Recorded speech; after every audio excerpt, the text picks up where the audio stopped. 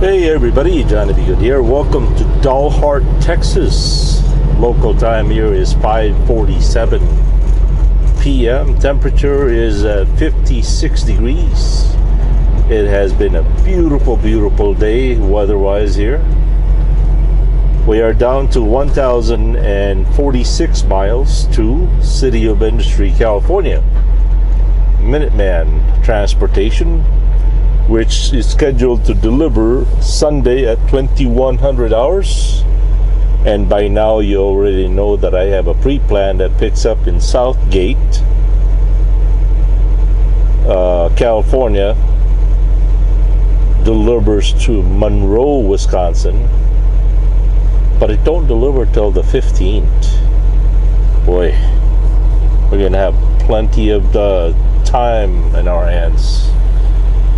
But it is what it is. Whatever happens, happens. Beyond our control. Of course, we're going to try to deliver it early enough, right? Alright, once again, today is Friday, December 5th, 2014.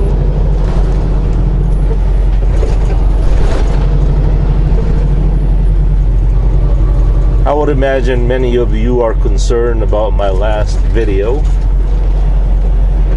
I don't know. I'm alright. I guess I just needed to let that out. And nevertheless, I miss Christopher quite a bit.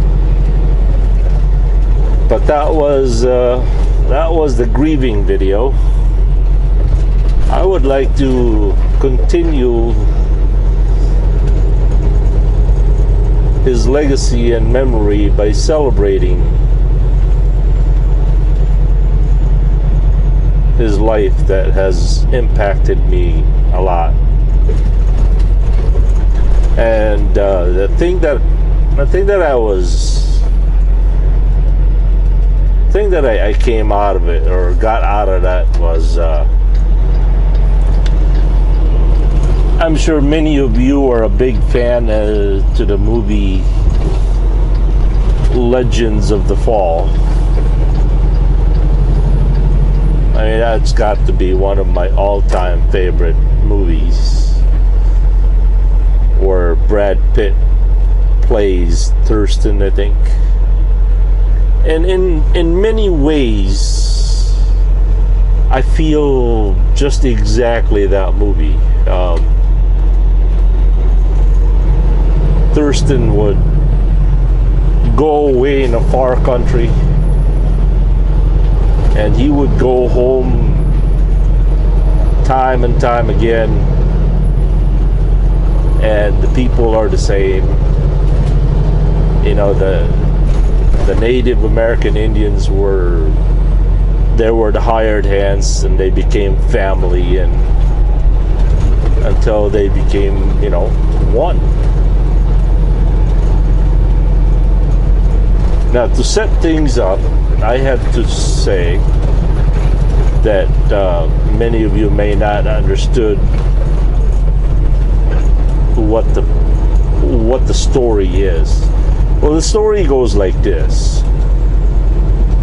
My dad was born and raised in Sheboygan, Wisconsin, but he lived in the Philippines for about 45 years. When my dad was at a very young age, at the age of 18, I think somewhere around 18, I can't be dogmatic about it, but when he was a very young guy,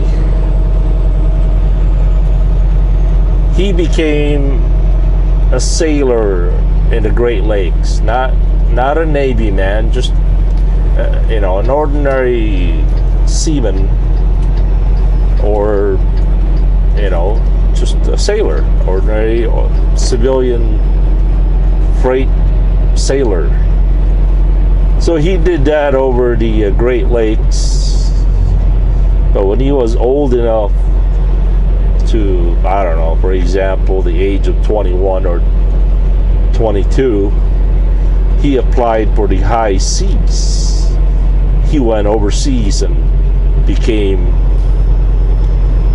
a sailor on big ships, sailed around the world a few times, and finally landed in the Philippines. Well, one of the reasons they landed was they delivered or picked up a load of pineapples at Del Monte Cannery in Mindanao, actually called Bugo, B-U-G-O, Cagayan de Oro. Well, from what I understand is that while they were picking up these loads, he just absolutely fell in love with the country, and as what they call it in the shipping business, he jumped off ship. He quit. He quit right there, right then, and he lived in that port for a very long time, or at a certain length of time. And back then, the Philippines was a different country. In fact, the whole world was. And white Americans were, well, they were not exactly viewed as normal, or I don't know, just people were ignorant at that time, and somehow my dad was totally ignorant of the Philippines himself. You know, you can't act like an American in a foreign country. It just doesn't work. You'll get into a lot of trouble real quick. I've learned that the hard way myself. Well, anyway, my dad got into some trouble with the locals, and he got into the wrong crowds, and one day, while he was being mistreated by certain individuals, a very small, petite young lady jumped off the bus, started running towards him, and started yelling at the people that were mistreating him. And that young lady was a very, very brave, feisty young lady. Very small, but had a very hard, high-tempered, and she was not afraid of anybody. Well, I would imagine that. So anyway, the young lady kind of saved his butt. Let's just put it that way. Saved him from a lot of grief, and that young lady was a newly graduate school teacher, and at that time, not a whole lot of people were educated, or I mean, this is back in what, 1950s, just right after the World War II or Japanese War. Things were still kind of building up, and people were still a little bit, I don't know what would be the word, but anyhow, this young lady decided to bring this American dude home, help them out. And one thing you don't do in the Philippine culture is, for a young lady, you don't bring a guy home, let alone an American guy. you don't do that. It's just not done that way. But yep, this young lady, her name was Bernadette, brought this American home to the shock of her dad. Well, by now you already know where this is going. Yeah, that young lady was my mom.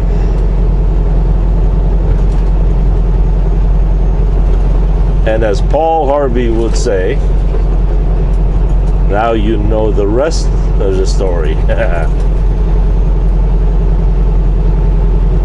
Anyway, so they got together. They started a corporation. Their products were named Andrew and John. Yours truly.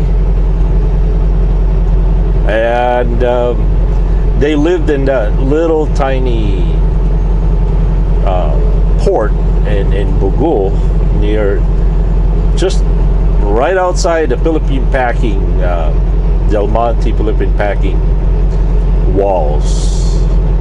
My earliest recollection is living right there by the beach side, and I remember the beach was a black volcanic sand. And we lived there for, I don't know, until I was about 4 or 5. And my dad, right across from Mindanao is the beautiful island of Camiguin, which is about, I don't know, 80 to 100 miles away. I mean, you could see the island, you know. And there was always taunting my dad to move to the island. Well, finally my dad moved to the island in a barrio called Liong, Liong.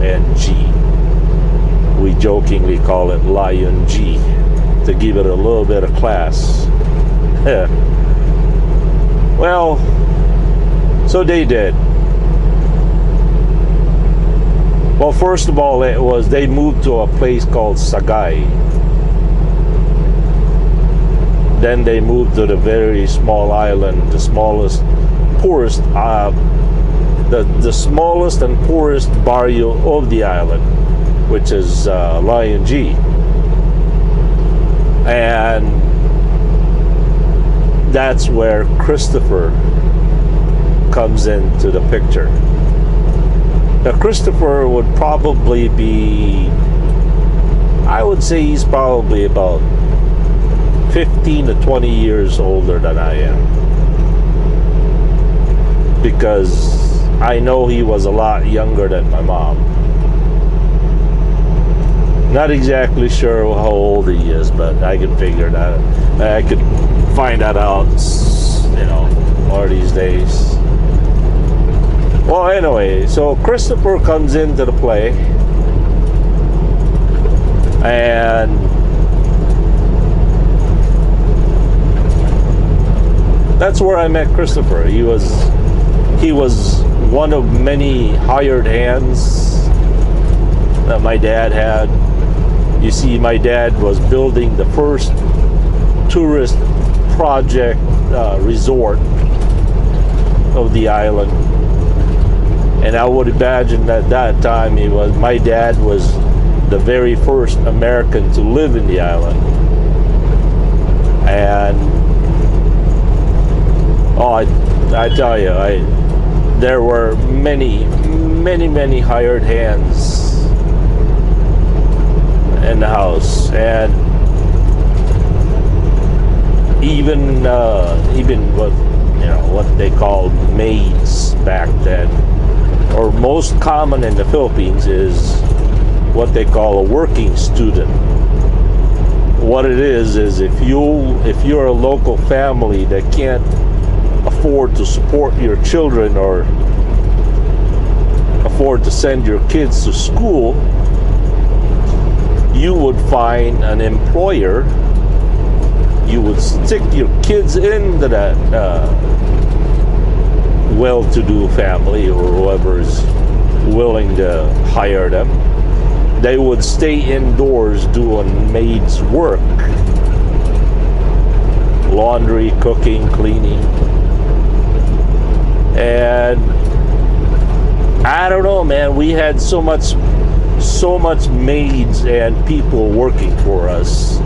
Not that we needed them, or my dad needed them or not, you know, but most people just,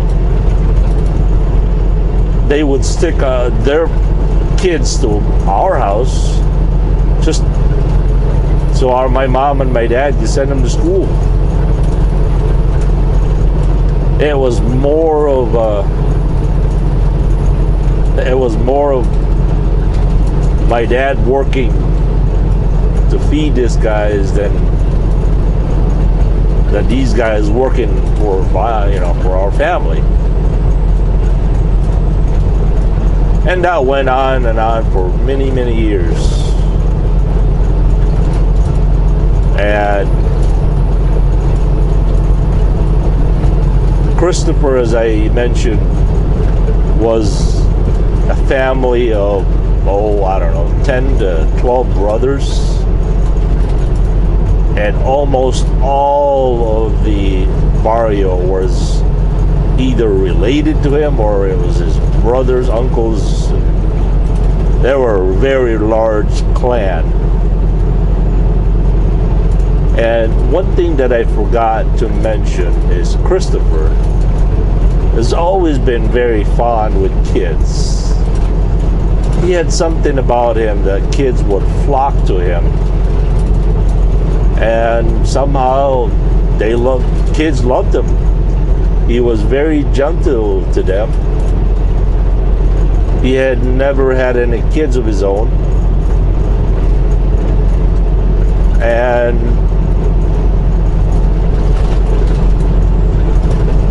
he'd always buy little candies or little cookies for the kids. So he was somewhat the honorary dad of the barrio. Every little kid in the whole barrio called him Papang, which translates to English like dad or papa or daddy, or he was, so a lot of people respected him. And as I mentioned it earlier, was Christopher taught me how to handle bolos, climb coconuts, eat coconut, drink coconut wine. We would go fishing when times were tough. After all the glory days, him and I, we came to some real hard times, and it was, I've learned so much from him. Imagine this little picture, okay? Little tiny little half German looking kid goes into the barrio, 4 or 5 years old, and knows absolutely nothing. And here's Christopher, a native guy, knows every native things in the barrio. And he was somewhat my mentor of doing things and how to fish, how to catch things, how to make things, how to just, you name it.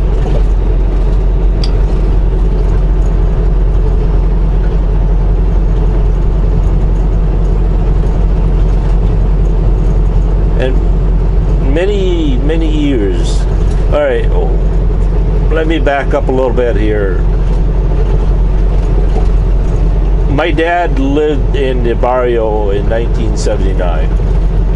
I know, 1974. By the end of 1979, my dad and my mom divorced.